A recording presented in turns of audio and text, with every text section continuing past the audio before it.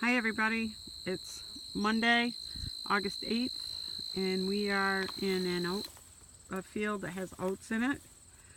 And Ed's going to talk about that, and he's also going to show you some blisters on some corn that was down by the freestyle.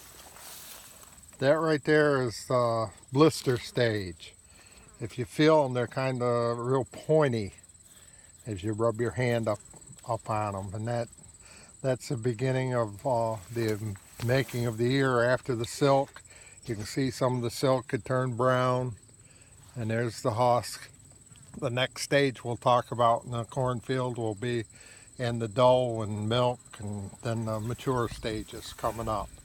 Just to give you a perspective on where we are, that hill, mountain, depending on where you live, I guess, is Vermont. And if you see the one little open space up there, just to the right of that, there used to be quite a lot of farmland right there. In fact, you can't even see the silo of the barn that was up there back when I was a kid. That's, as you go up in and turn to your left, that's Shasberry Hollow. That's where my family originally was. That's where I talk about the farm name came from, the Bud Ed June of Shasberry Hollow. But it's just amazing in my lifetime how much of that has gone from open fields to nothing but trees and shrubs and brush, and stuck in between you can't see them, but there's a lot of houses up there besides. And as Carol said, it's actually a strip of oats down through the middle of the field. Above it and below it here, before you get to the corn, I left two areas that I'm spreading manure on this summer, trying to work them up.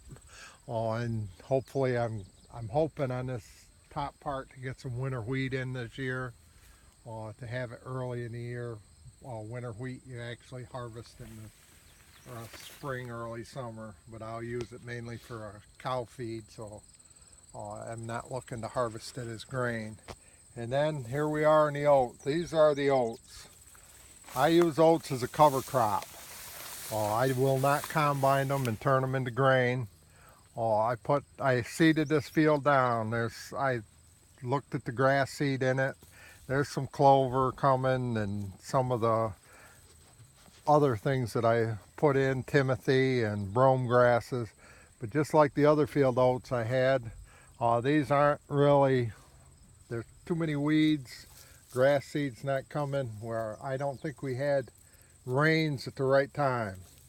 You'll notice Carol's showing what's the husk on the outside of it.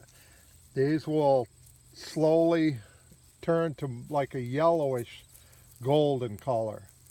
And what I'll do is when they get to that point, these little boogers will all be opened up and the oat is inside.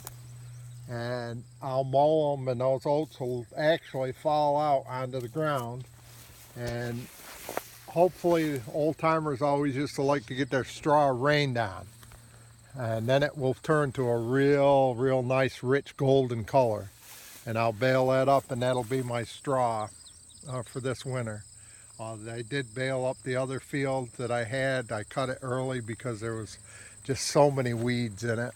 I mean, if Carol will show you right over here behind us, all of those weeds right here in front of us, that's what my other oat field looked like. It was really bad. So I mowed it, and it's down on the wagons, and I'm going to have to spread it around in some of the barns, and hopefully it'll dry out. It'll work for straw. Heifers will pick over it, eat some of it, but it's not a very desirable crop. But hopefully this will turn into at least a good set, or a good field of oat straw. It won't be that awful weedy. The weeds are shorter, and we'll have good bedding for the little calves come this winter, so they can snuggle up and keep warm. Well, I don't think anybody will have trouble keeping warm today. We'll see y'all later. Have a good day, everybody.